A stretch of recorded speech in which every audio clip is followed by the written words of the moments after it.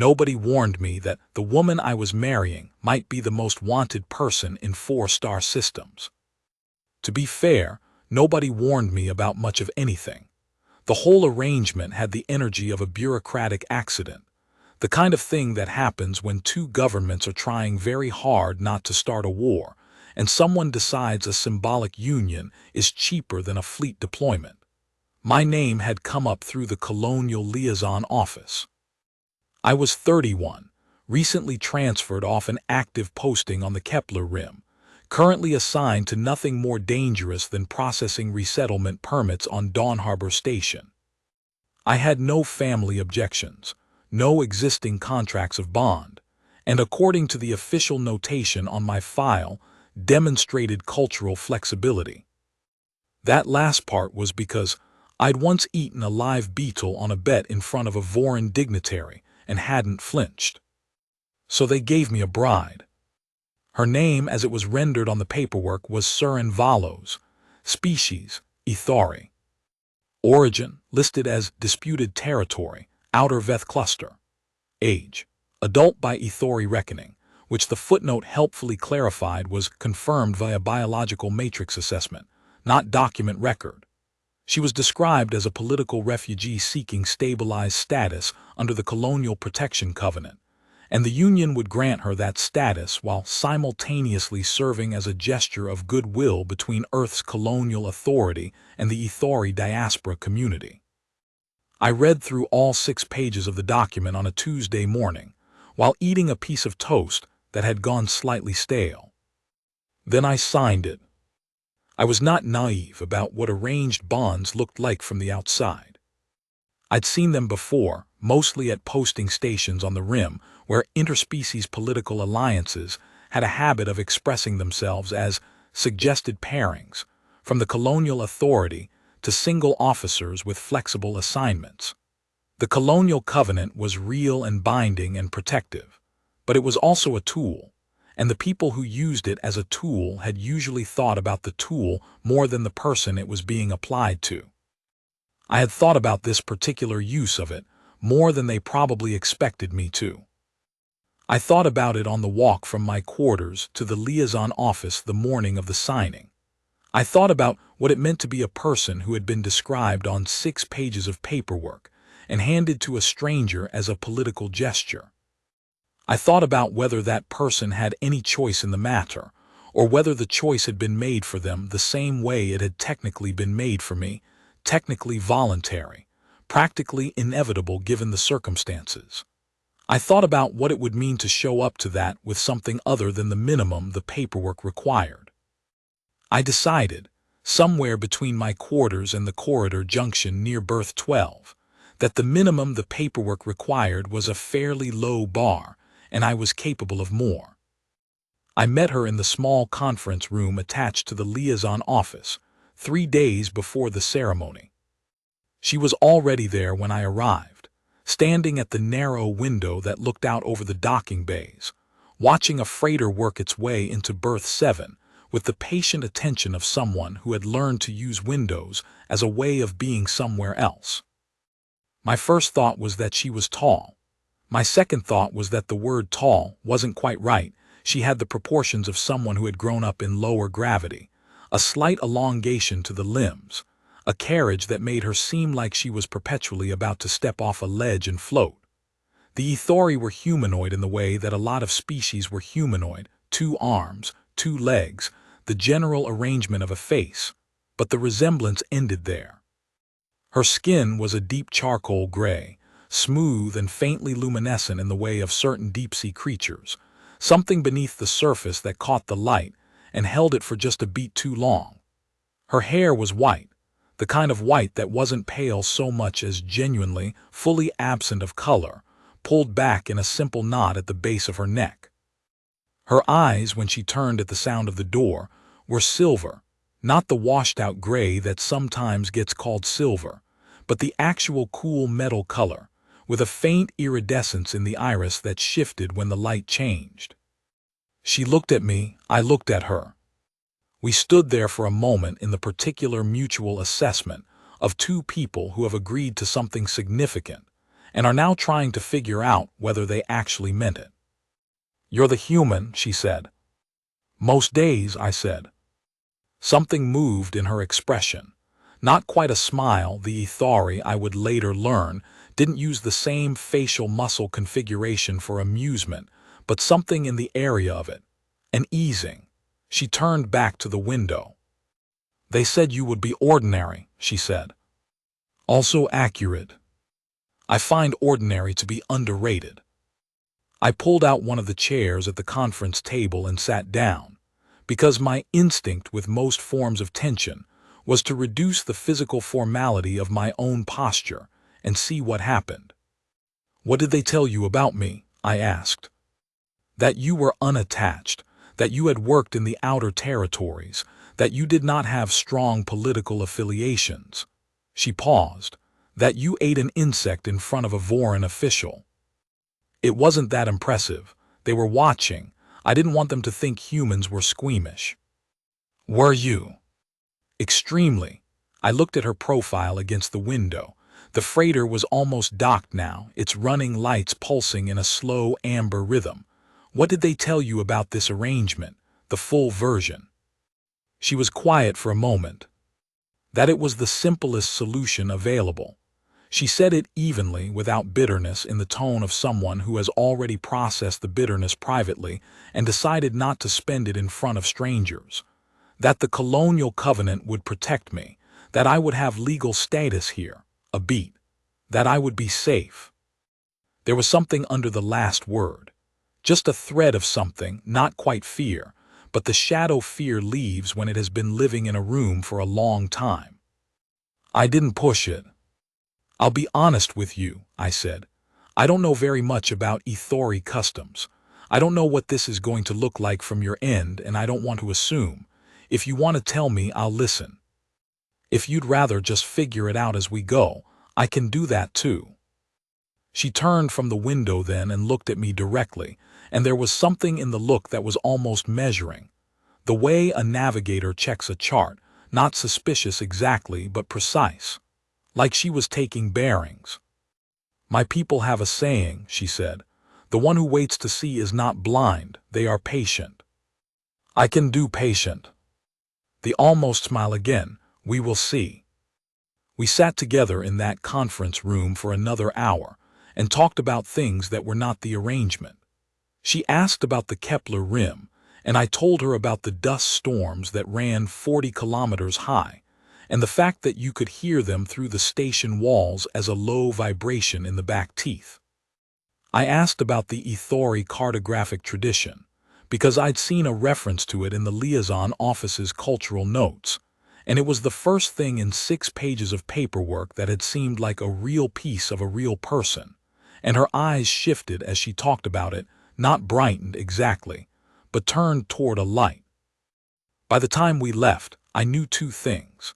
She was composed in the specific way of someone who has spent years making composure into armor, and there was something very old and very carefully contained inside that armor that she had not shown anyone in a long time. The ceremony was brief. The liaison office had a clerk who handled cross-species bondings with the brisk efficiency of someone processing shipping documents, which I suppose was what it was. Surin stood very straight and said the required words in her own language first, a low, formal cadence that the translation unit rendered as something close to, I receive this bond and carry it, and then in colonial standard. I said my part. The clerk stamped 3 forms. We signed. A second clerk witnessed. Afterward in the corridor, we stood together for a moment in the strange, flat aftermath of something significant done in an entirely procedural way, and Surin said quietly, in older times, the Ithori ceremony involved a light weaving. The bonded pair would remain in contact for 3 days while the matrix settled. Should we be doing that? I asked. No, she said. This is sufficient. But there was something in the way she said it, not regret exactly, just the sense of a word being chosen carefully over several other words that would have been less composed. I made a mental note to learn more about Ithori bond customs. We walked out into the station corridor together and I said, "I have 2 rooms. The second one is yours. I haven't put anything in it. Tell me what you need and I'll get it." She looked at me. "Why are you being this way?" "What way?" "Considerate." She said the word like she was translating it from somewhere, checking its edges. "Most arranged unions of this kind the human expects." "I know what most humans expect," I said. "I'm not interested in that version." She studied me for a long moment in the corridor's pale overhead light. "You are strange," she said finally. "Frequently told that," I said. We walked home. She moved very quietly beside me, like someone who had spent a long time learning to take up less space than she required. But when we turned into the station's residential ring, and a maintenance drone startled her with a sudden beep from a service corridor, her hand shot out and caught my arm, fast and precise, a reflex, and the grip was extraordinarily strong. She released it almost immediately and composed her expression. "Sorry," she said. "Don't be," I said. She didn't explain the reflex. I didn't ask. But I thought about it, the particular quality of that response. Not a flinch, but a readiness. The hand finding the nearest solid thing with the automatic competence of someone who had trained that movement into their body until it lived below conscious thought. I had met people with that quality before, mostly in the outer territories. Mostly people who had been in situations where slow reactions meant you didn't get to have any reactions at all. I began to revise my understanding of what political refugee might mean in her specific case. The first 3 weeks were a negotiation of space that neither of us had a vocabulary for. She was precise and quiet. She kept her room immaculate in a way that felt less like tidiness and more like the habit of someone who knew they might have to move suddenly and didn't want to leave evidence of having been anywhere. She ate with a focused efficiency that suggested she'd spent years in circumstances where eating was logistical, not pleasurable. She slept. I knew this because the station walls were thin, very little, and at irregular hours. I tried not to notice too many of these things in an obvious way, because the last thing she needed was another person cataloging her. But I noticed them the way you notice a building's structural shape, passively, as a kind of understanding of what was holding what up.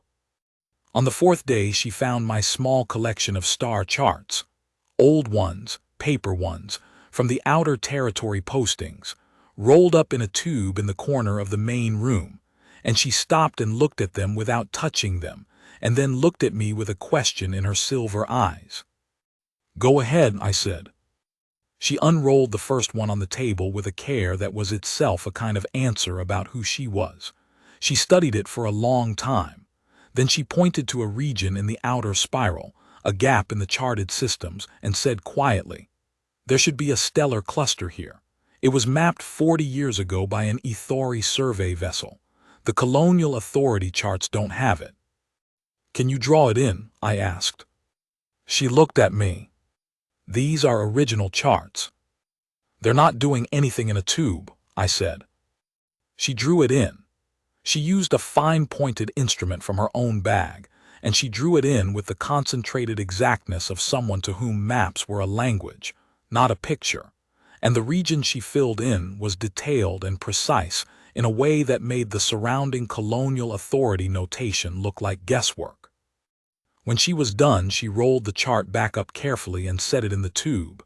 She didn't say anything, but she came out of her room the next morning before I'd gone to the office, which she hadn't done before, and she said, without preamble, "Is there coffee?" I read that humans drink something called coffee. I have the Voron blend and something that is technically coffee, but was made from a grain alternative 3 systems from here, and is a significant disappointment, I said. "I'll have the disappointment," she said.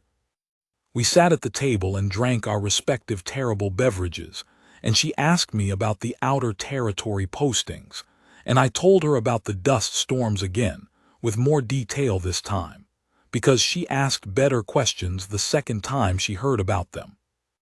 The 3rd week, She let herself sit in the main room in the evenings instead of retreating to her room immediately after dinner. Small things. The grammar of two people learning to occupy the same space without collision. We had been living under the same roof for 11 days when I came home to find her sitting in the main room with the lights off. She wasn't distressed, exactly. She was very still, the way deep water is still, with everything happening underneath. She was looking at the wall with the kind of focused attention that meant she was not actually seeing the wall. I turned the lights to their lowest setting. I went to the kitchen and made 2 cups of the closest thing I had to tea. It was a Voron blend, dried flowers and something that tasted faintly of copper, which she had mentioned finding agreeable. I brought them out and set one beside her and sat in the chair across from her and waited. After a while she said, without looking at me, "Do you know what the Kelthari are?" "Vaguely," I said. "An empire outer spiral. They show up in the colonial briefings as a Category 4 contact risk." "Category 4, she repeated. "Yes, that is a human way of saying it." She looked down at the tea. "They have been expanding their boundary for 400 years. They absorb what resists, and what refuses to be absorbed they erase." She turned the cup in her hands, watching the faint steam. "My people refused." I was quiet. "The Ithari had a homeworld," she said. "It was called Vithos. It was very old. The Kelthari wanted what was beneath it, a mineral seam, a particular resonance the planet carried in its core that they use for their ship's navigation drives." She paused. "They gave my people a choice: leave or remain and be reclassified as a labor resource." "Your people left," I said. "Most of us. Some did not make it out in time." Her voice didn't change pitch when she said this. It didn't need to, the flatness itself was the thing. "We have been scattered for 60 years. Colonies, diaspora communities, stations like this one. My people are many places and nowhere." "And you?" I asked quietly. She looked at me. The silver eyes were doing that iridescent shift, catching the low light in fractions. For a moment she didn't answer. Then she said, "My name is not Surin Valos." I held her gaze and waited. "My name," she said, "is Surinithas Velkai. I was the daughter of the last sitting Vithari, which in your language would be something between Queen Sovereign and Keeper of the Light. When my mother died, the succession fell to me." The word "fell" landed with weight, not a gift the way she said it. A stone dropped into deep water. "You're the heir," I said. "I am the heir," she said. "Whether I am the sovereign in practice depends on whether there is anything left to rule. And at present," she looked back at the wall, "there is a coalition of survivors scattered across 6 systems, and a Kelthari containment program looking for me specifically because they believe that while I am alive, the Ithari will not accept dissolution as permanent." I thought about that for a moment. "Are they right?" I said. She turned back to me. Something in her face had changed, not broken open, but cracked at the edge enough to show the heat underneath. "Yes," she said quietly, "they are right." I picked up my cup and took a slow drink of the copper flower tea and looked out the narrow window at the station's external ring, where navigation lights blinked in the dark like a very low-resolution star field. "All right," I said. She stared at me. "All right," she repeated. "That's what I said. I have just told you that you have accidentally married an exiled sovereign of a displaced people who is being actively hunted by a Category 4 imperial power," she said. "And your response is, 'all right.'" "I'm processing," I said. "I process quietly." "Humans," she said. "Also that, yes." I set the cup down. "The Kelthari containment program, how close is it?" She was still studying me with that precise, navigator's look. Then she answered, and in answering, made some kind of decision. I could feel the shape of it without being able to see it. "We received word 3 days ago that a Kelthari intelligence vessel was tracked in the outer Dawn Harbor approach." 3 days ago," I said. "That's when you came home and you couldn't sleep." She looked briefly surprised, Not that I had noticed, but that I had kept track. Yes. And the Colonial Covenant, does it protect you from extradition? From a Kelthari claim? In theory, she said, but the Kelthari do not typically conduct extraditions. They conduct recoveries. She said the word the way someone says a word that belongs to someone else's vocabulary, a word for something they shouldn't have needed a name for. Okay, I stood up. I need to make some calls. To whom? I spent 4 years on the Kepler Rim, I said. I know some people who are very good at noticing when vessels that shouldn't be near something are near that thing. I looked at her. Is there anyone else I should be telling? On your side? She was still and quiet for a moment.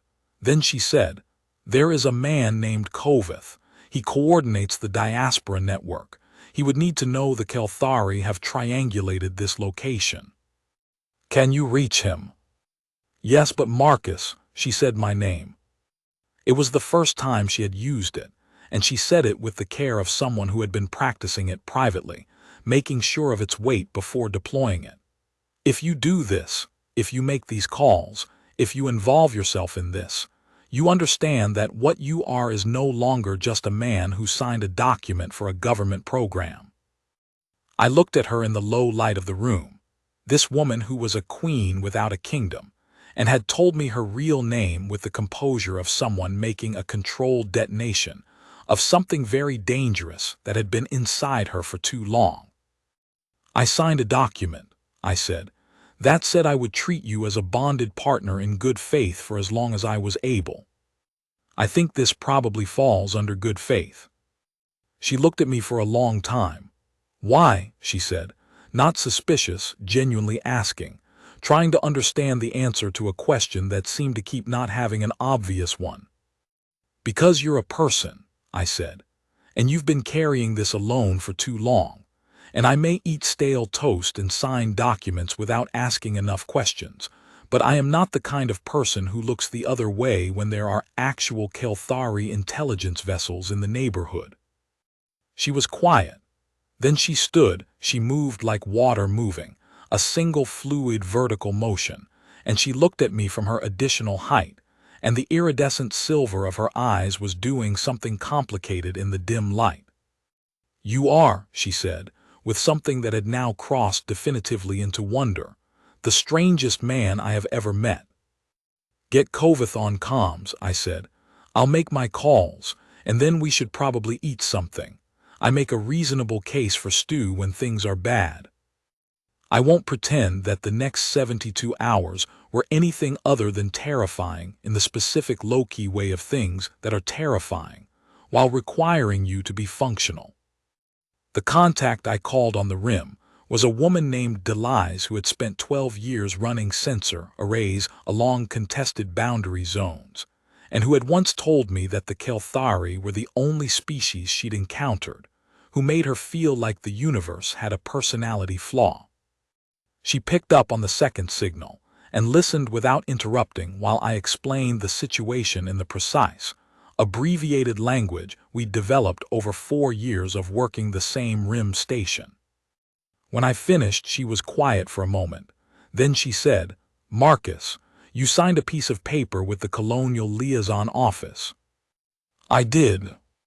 And you didn't think to ask who specifically she was before you? No, I said, I didn't. Another pause. You are aware that I can't pull resources for this unless there's a registered event. I'm not asking for resources, I said. I'm asking for eyes. You have passive sensor reach to the outer Dawn Harbor approach from your current posting.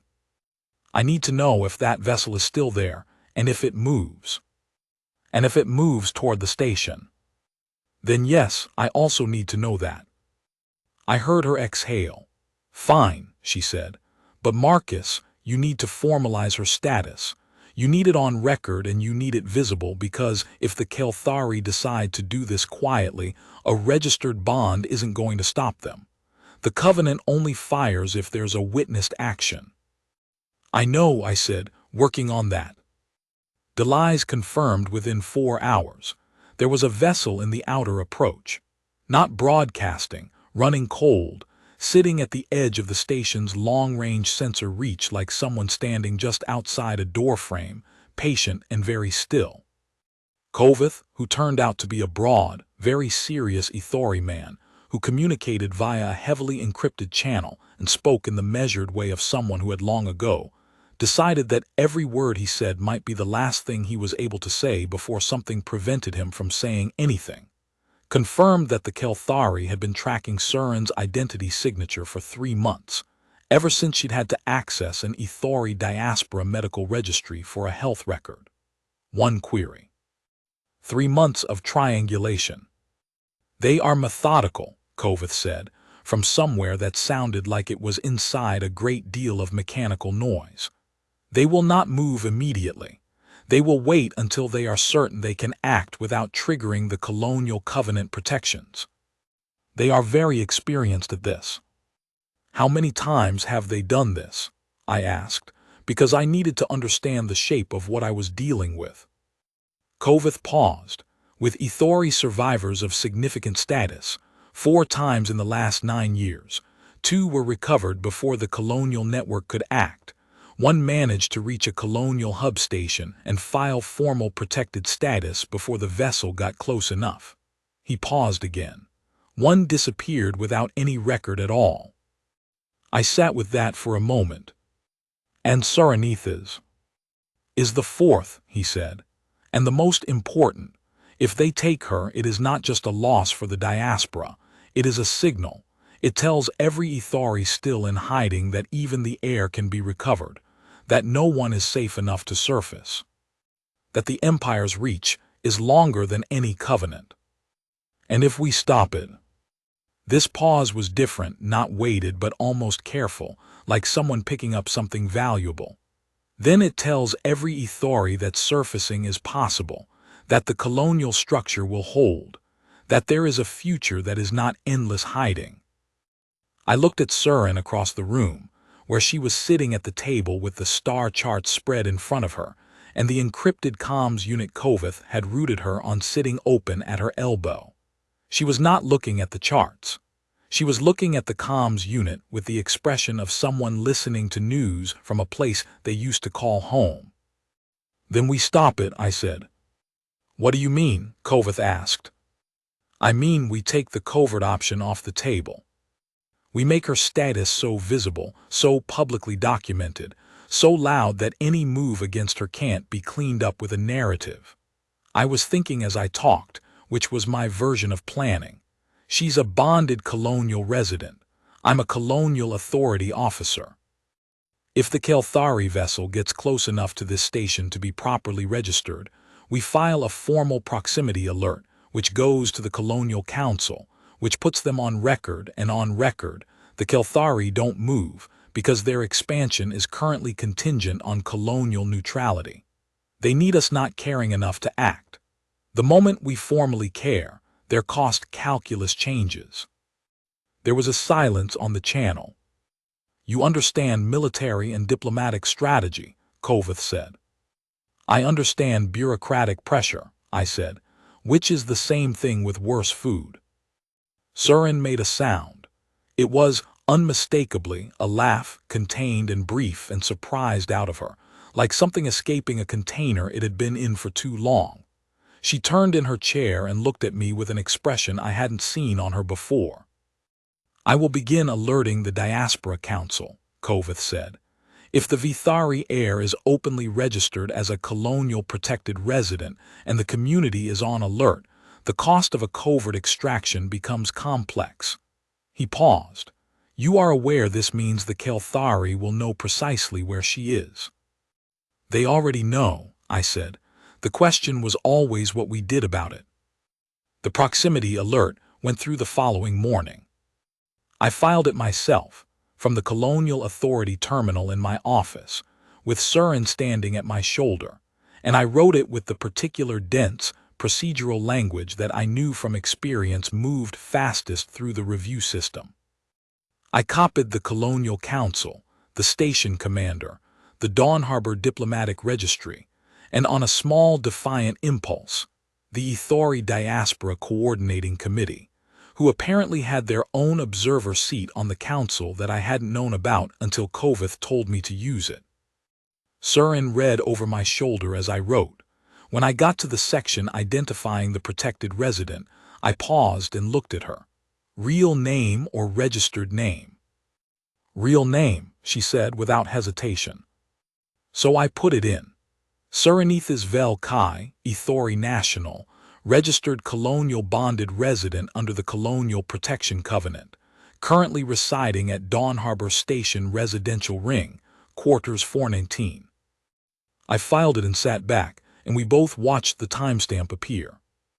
Now it's official, she said. Now it's very official, I said, and on the record of 5 different oversight bodies, and forwarded to the Diaspora Committee Observer, who I am told is extremely motivated. Kovith will be reading this in approximately 6 minutes, she said. There was something in her voice that was not exactly humor and not exactly relief, but was somewhere in the neighborhood of both, the way 2 colors mix at the edge. The vessel was registered within 6 hours. Within 12 hours, it had moved. I checked the station sensors 3 times to make sure. It had moved, not attacking, not revealing itself, just quietly backing out of the outer approach and into the shipping lanes, where it became simply one more cold reading among many. They knew we'd seen them. They knew we'd made seeing them official, and they had calculated correctly that the public math had changed. That evening, Surin stood at the window of our quarters, her window now. She had been using it as consistently as she had used the conference room window on the day we met, standing sideways to the glass with her profile to the dark, and she didn't say anything for a long time. I made the stew. I had promised stew when things were bad, and I was a man of simple commitments. I had a particular recipe from a brief posting on a colony world in the inner habitable zone, mostly root vegetables, and a broth I'd learned from a woman at the colony's communal kitchen who had told me that good stew had 3 requirements: time, heat, and the willingness to not rush it. I kept to those requirements. When I brought the bowl to her, she turned from the window and looked at me, and then looked at the bowl, and then looked at me again. "You made food," she said. I said I would. While there was a Kael'thari intelligence vessel in the outer approach, and an intersystem diplomatic incident forming. "The stew doesn't care about any of that," I said. "Also, I find cooking helps me think. Do you want it or not?" She took the bowl. She sat down on the small bench under the window, a careful, deliberate sitting, the way she did most things, and she ate, and I sat in the chair nearby and ate mine, and neither of us said anything for a while. Then she said, "I have been exiled for 9 years." I looked at her. 9 years since Vithos fell. I was 22. I had only just the succession was very recent. My mother had been ill for a year before. She stopped, set the bowl down carefully. I have spent 9 years moving. Always a new station, a new colony, a new name. Watching what I said and who I said it to, and whether anyone was looking at me with that particular quality of attention that meant they were trying to determine if I was who they were looking for. She looked at her hands. They were long-fingered, elegant, with that same faint luminescence as the rest of her skin. I did not choose this. I would not have chosen this. I wanted to be a cartographer. I wanted to map the outer spiral. The survey vessels I worked with in the Veth cluster, we were finding stellar formations that hadn't been catalogued in 300 years. She paused. I was very good at it. "I believe that," I said. "But my mother died, and my people were scattered, and there was no one else, and I am what I am." She looked up. "The weight of it is not always bearable, but I have not had anyone to say that to in a very long time." I put my bowl down. I thought carefully about what to say, because I had the sense that this was not a moment to fill with words. That what she needed was not solutions or reassurance, but just the simple witness of another person understanding the weight she was describing. 9 years is a long time to carry something alone, I said. "Yes," she said. "You don't have to carry it alone right now." She looked at me, the silver eyes very still. Just right now, she said, very quiet. Right now for as long as it applies, I said. I don't have a more elegant way to put it. She was quiet for a moment. Then she picked up the bowl again and went back to the stew. But when she looked up the second time, something in her face had shifted, not broken open, not softened in any way that meant weakness, but the way a door opens, a change in what could pass through. 3 weeks later, Koveth arrived on station. He was larger than I'd expected from a voice on a channel, tall even by Ithori standards, with the kind of weathered bearing that came from 9 years of coordinating diaspora networks while staying one step ahead of a Category 4 empire. He had the quality of a man who had learned to count exits before he sat down, and he sat down in our main room with the specific orientation of someone whose back was to a wall he had already checked. He brought with him a woman who introduced herself as Ithani Velmyra, and who turned out to be a surviving member of the Vithari court, something between a minister of state and a general. Surin explained to me quietly when I showed Ithani Velmyra to a chair, the words not quite translating. She was compact and copper bronze in the way some Ithori were, with eyes the color of a pale flame and the kind of stillness that came not from calm, but from absolute controlled readiness. She looked at me with an assessment so thorough it was almost uncomfortable. Then she looked at Surin. They met in our quarters, around the table where I usually ate stale toast and processed resettlement permits. Ithani Velmyra sat very straight with her hands on the table and spoke for a long time in Ithori, too fast and too idiomatic for my translation unit to catch more than fragments, but the cadence of it was the cadence of a briefing, systematic and dense, and whatever she was saying, Surin listened to all of it without expression and without interruption. When Ithani Velmyra finished, Surin was quiet for a moment. Then she said, in colonial standard for my benefit, "They want to formalize." "Formalize what?" I asked. "The succession," Koveth said. He was looking at me with a steady evaluative weight that wasn't hostile but wasn't comfortable either. "The Diaspora Council has been in informal governance since the fall of Vithos. There is a faction that believes the Ithori cannot maintain cohesion as a people without a recognized sovereign, a real one, not a coordinating committee. That without a formal Vithari, the Ithori are not a people. They are a category." "And the other faction," I asked. "Believes that formalizing draws the Kelthari directly," he said. "It draws them anyway," I said. "The vessel that was in the outer approach wasn't here by accident. They've been tracking her for months. The question isn't whether the Kelthari know about her, they know. The question is whether she has any formal power or just formal risk." Ithani Velmyra looked at me. Then she looked at Surin and said something short and pointed in Ithori. Surin said something back. The exchange had the brevity of people who have known each other a long time and have already had several versions of this argument. "She says," Surin said to me, "that your reasoning is sound and that she did not expect it from a human who works in resettlement permits. Tell her I didn't expect to be hosting a succession planning meeting above a docking bay," I said, "but here we are." Koveth almost smiled.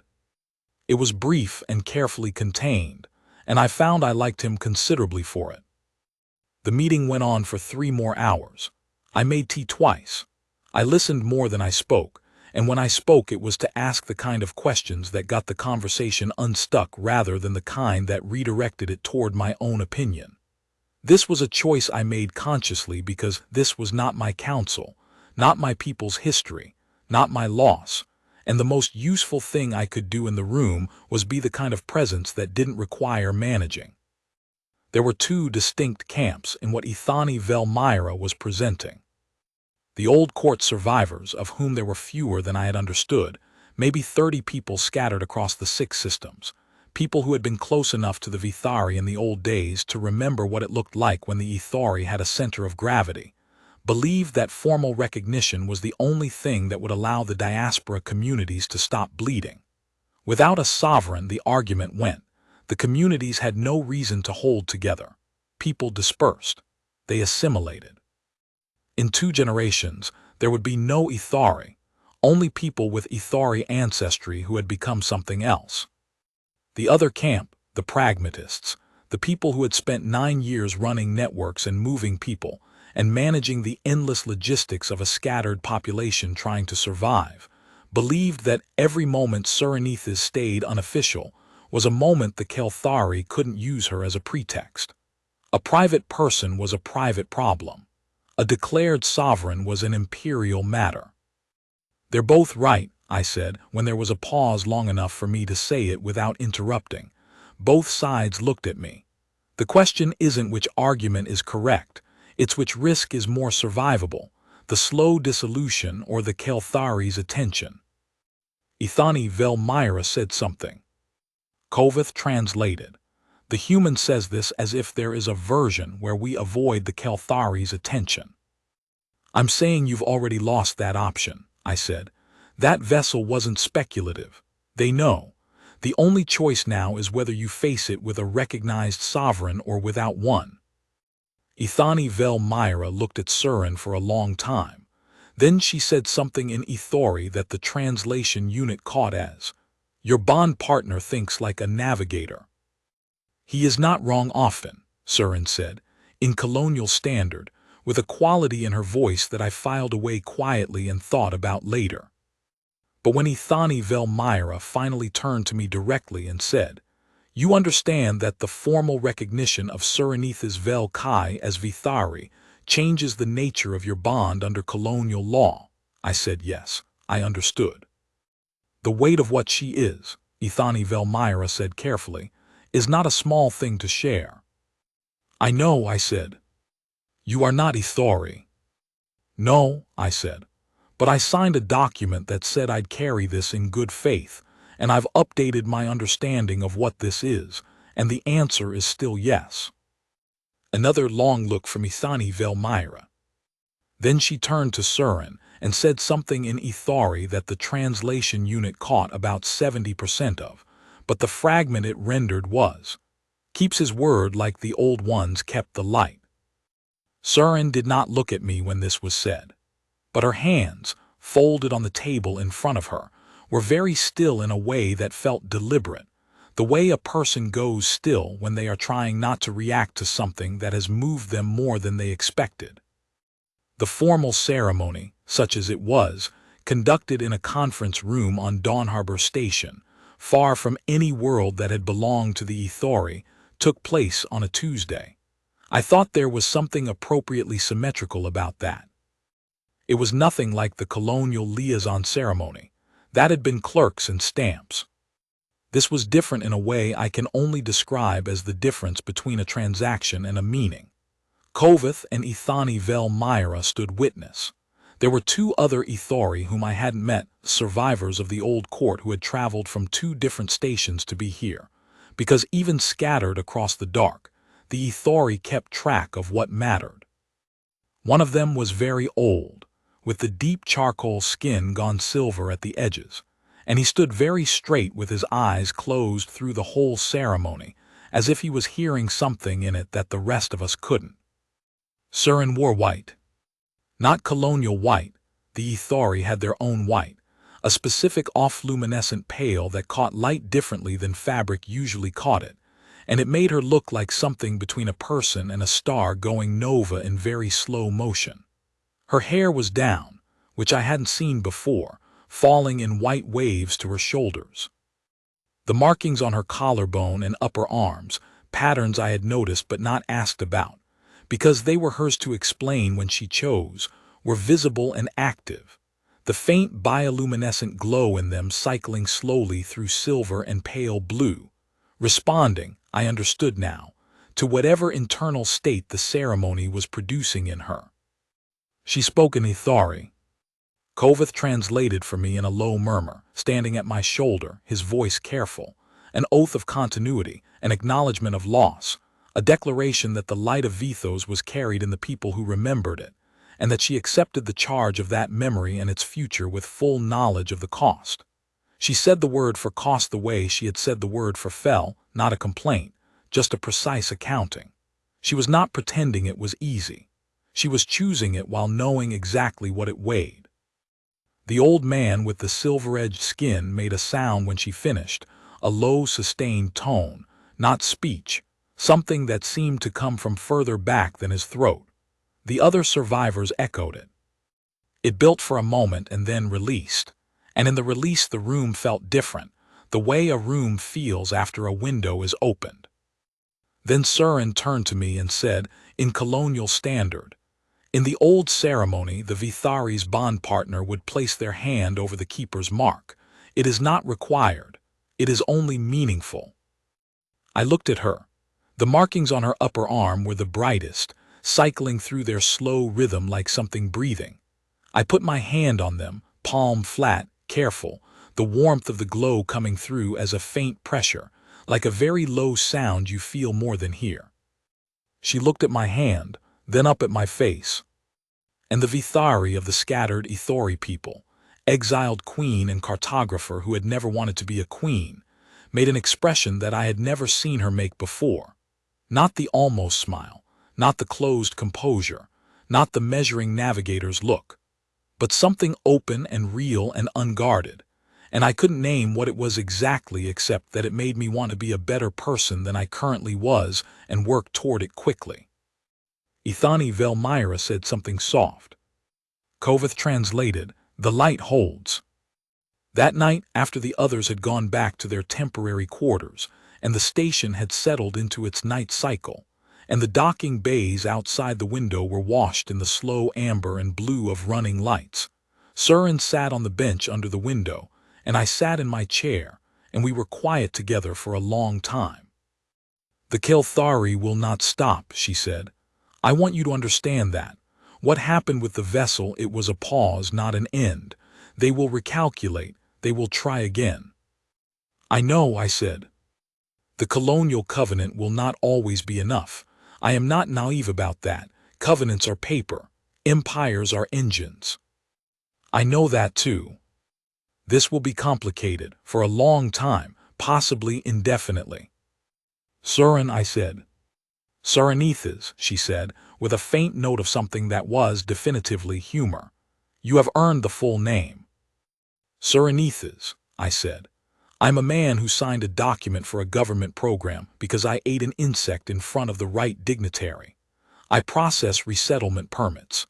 My main political relationship before last month was with a Vorin blend tea that I am now uncomfortably dependent on. I am not a hero, and I am not a diplomat, and I am not going to pretend that I know how any of this is going to go." She was watching me with the silver eyes very still. "But I am also a man who keeps his commitments," I said. "And the last 9 years you have been alone with this. And I don't think you should have to be, and I'm here, and I intend to remain here. That's all I've got. I know it's not a fleet or a legal army or a covenant guarantee, but it's not nothing either." She was very quiet. "No," she said finally, "it is not nothing." She looked at the window.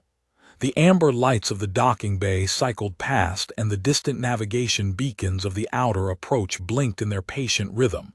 The same dark, the same distance, but somehow different tonight, a little less empty. "Marcus," she said. "Yes. I want to ask you something, and I want you to answer honestly." "Always," I said.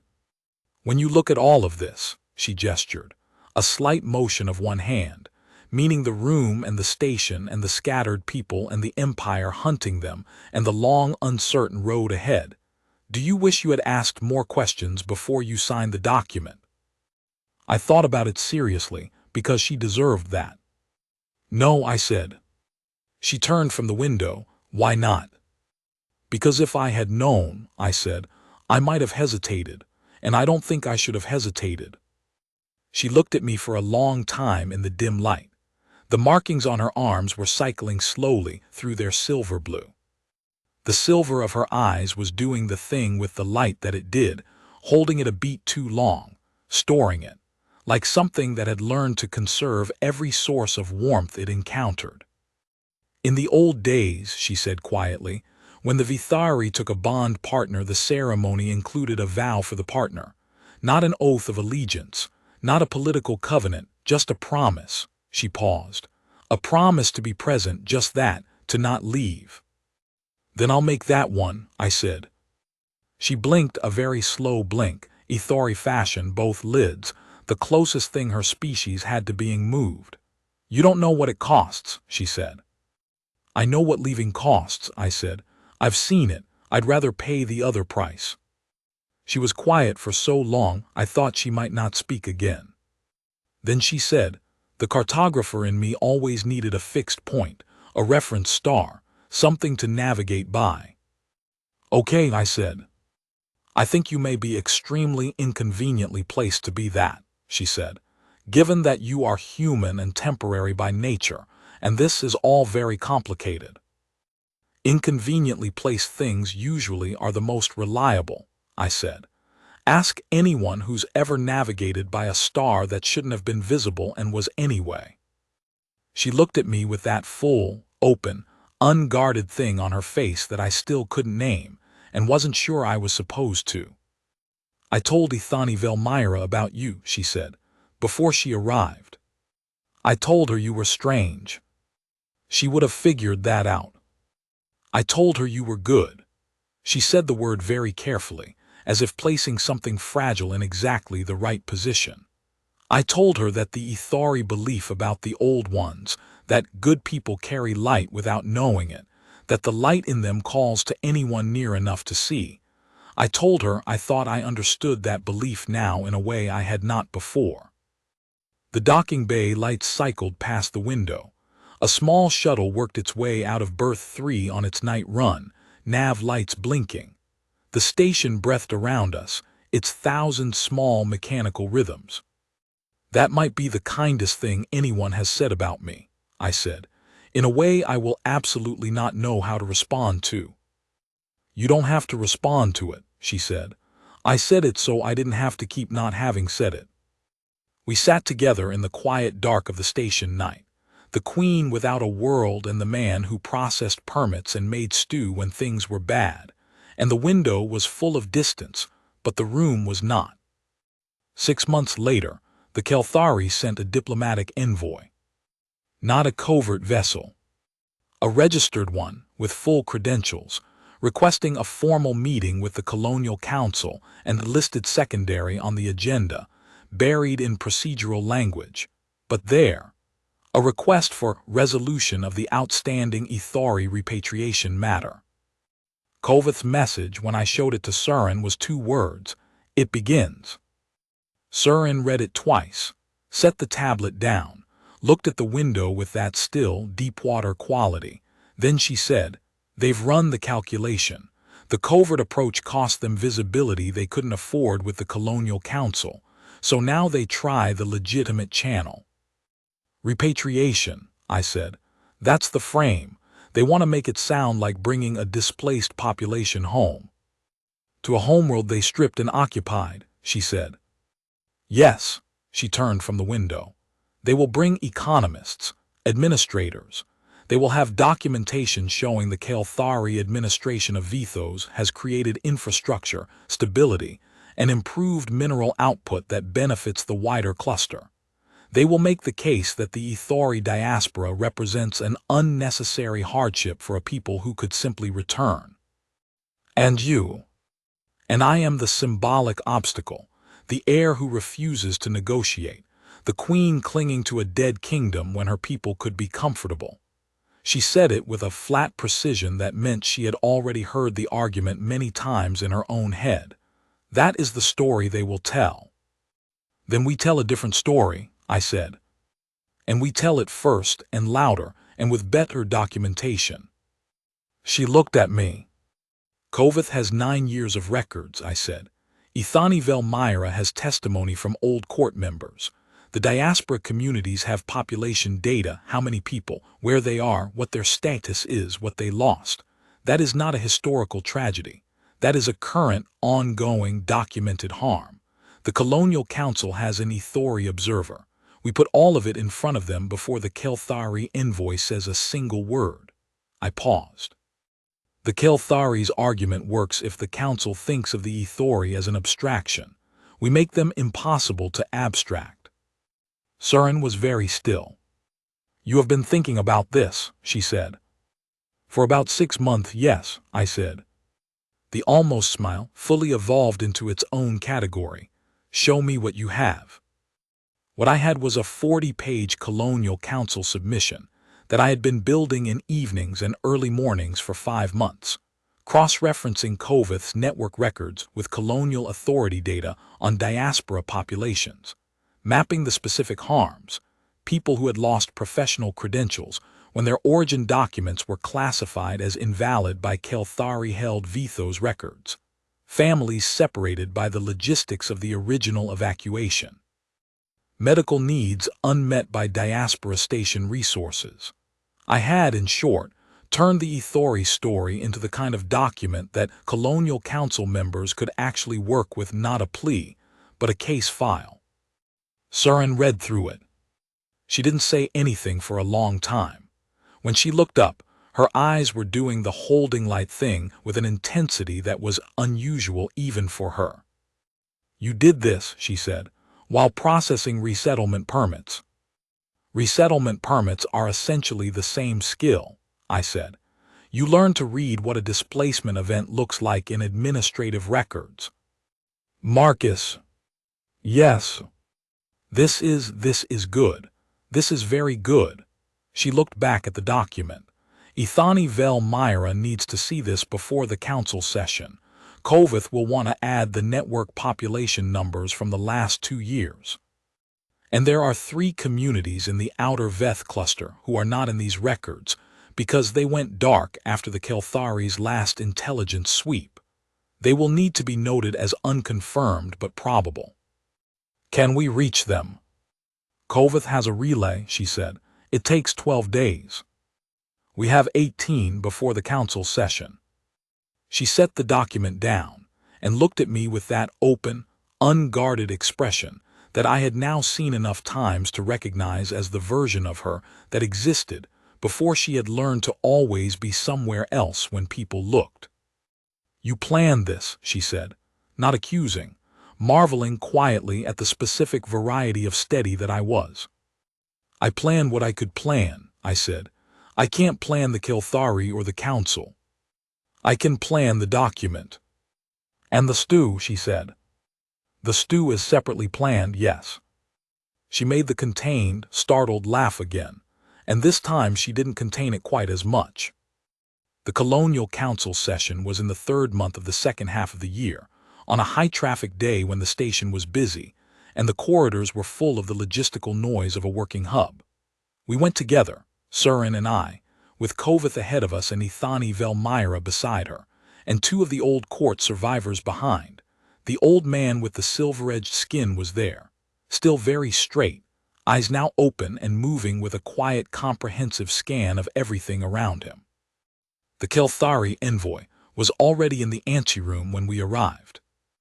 I had seen Kelthari before, on the rim, at a distance, in the context of incident briefings, but not at close range, not in the particular intimacy of a corridor where you have to pass each other to get to the same door. They were tall, pale-scaled, with an angular bony structure to the face that gave them a permanent expression of mild contempt that I understood was architectural rather than intentional. There were 3 of them, in the formal gray and copper administrative dress of the Empire, and they looked at our group with the careful blankness of people who had prepared for this encounter and were performing indifference. One of them looked at Surin for a beat too long. His expression didn't change, but there was something in the quality of the look, a recognition, and under the recognition something that wanted to be triumph and was suppressing it. Surin looked at him with the composure of a woman who had spent 9 years making composure into armor, and had recently, for the first time in a long time, had somewhere safe to take the armor off. She looked at him and did not look away, and the composure was immaculate and cold and absolute, and it was not the composure of someone who was afraid. I stood beside her. I didn't say anything. I was not a diplomat, and I was not a fleet, and I was not a guarantee. I was a man who kept his word, standing next to the woman whose word had become the thing that an entire scattered people was navigating by. That was enough. That was what I had. The session was 3 hours.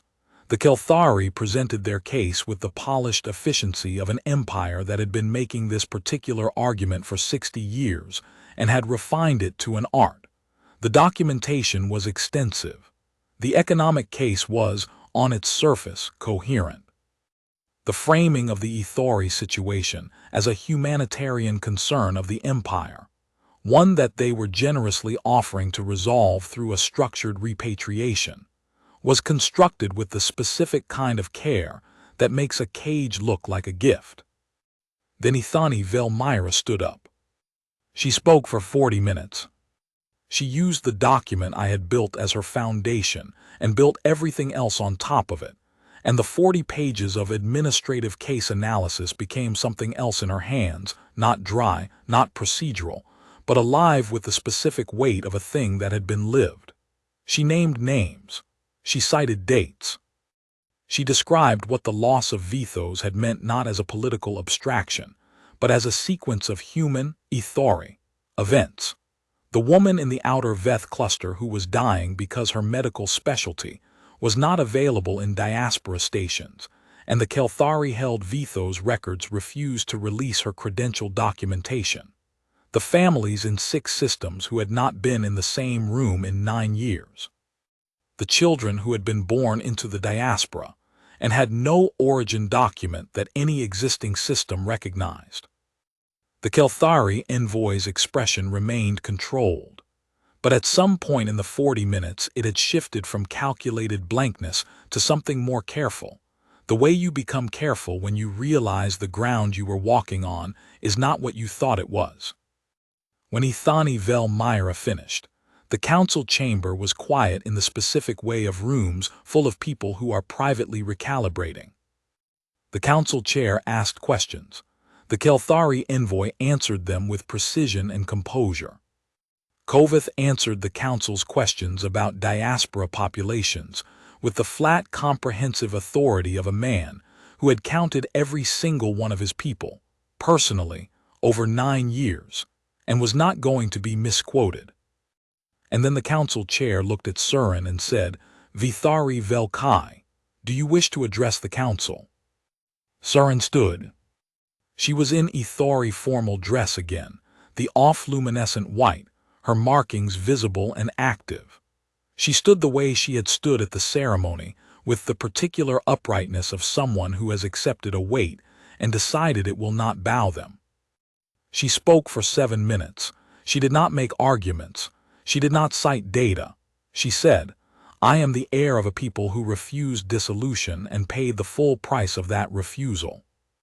We are still here. We are still here because we kept the light in us, in our names, in our records, in our children, in the maps we still make of skies that belong to us in memory if not in deed.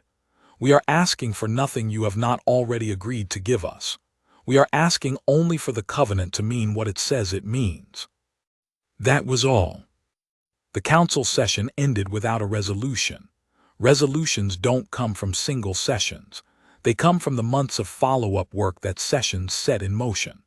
But the Kelthari envoy left with a different calculation than he'd arrived with, and I could read that in the set of his angular shoulders and the particular quality of his careful blankness, which was no longer blank so much as working very hard. In the corridor afterward, Koveth put his hand briefly on my shoulder, not a colonial gesture, an Ithori one I understood, and said, "The document was well made." "Ithani Velmyra made it matter," I said. "Yes," he said, "but the structure you built her to stand on was sound." He looked at me steadily. "You are not what I expected. From a man who processes resettlement permits. From a human who signed a document he didn't fully understand and decided to understand it anyway." I didn't have an answer for that. He nodded once and moved off to speak with the old court survivors, and I turned back to find Surin standing a few feet away, watching me with that open expression that I had a name for now. I had looked up the Ithori term that Koveth had used at the ceremony, the one who stays. She was looking at me the way you look at a fixed point you have been navigating by, with the particular trust of someone who has checked the bearing many times and found it consistent. "How are you?" I asked. "Tired," she said, and she paused, searching. "Lighter. As if I have been carrying a stone in a particular position for so long I forgot it was not part of my body, and someone shifted it to a different position, and now I remember it is something I am carrying and not something I am." "That's a good shift," I said. "Yes," she said, "it is." We walked out into the station corridor together, the same corridor we'd walked 11 months ago when I'd said I have 2 rooms, the second one is yours. The station was still busy, still loud, still the logistical hum of a hub doing its ordinary work. But she walked differently than she had 11 months ago, still precise, still quiet, but no longer like someone trying to take up less space than she required, like someone who had decided the space was hers and was inhabiting it. She did not take my arm, but she walked close enough that our pace matched without either of us adjusting. That was its own kind of language. I was learning it. 6 months later, the Kelthari sent a diplomatic envoy. Not a covert vessel, a registered one with full credentials, requesting a formal meeting with the Colonial Council and listed secondary on the agenda, buried in procedural language. But there, a request for resolution of the outstanding Ithari repatriation matter. Koveth's message when I showed it to Surin was 2 words. "It begins." Surin read it twice, set the tablet down, looked at the window with that still, deep-water quality. Then she picked up the bowl of stew. I had made it in advance this time, because I had seen this coming and planned accordingly, and looked at me across the table. "You planned the stew," she said. "I planned the stew," I said. "What else did you plan?" "Quite a bit," I said. "Should I show you?" She ate a spoonful of the stew. She considered it with the focused appreciation she gave to everything she found genuinely good. "Yes," she said, "show me, and then we will plan the rest together." Outside the window, the stars were exactly where they had always been. But for the first time in a long time, they had a fixed point to navigate by. And so did she.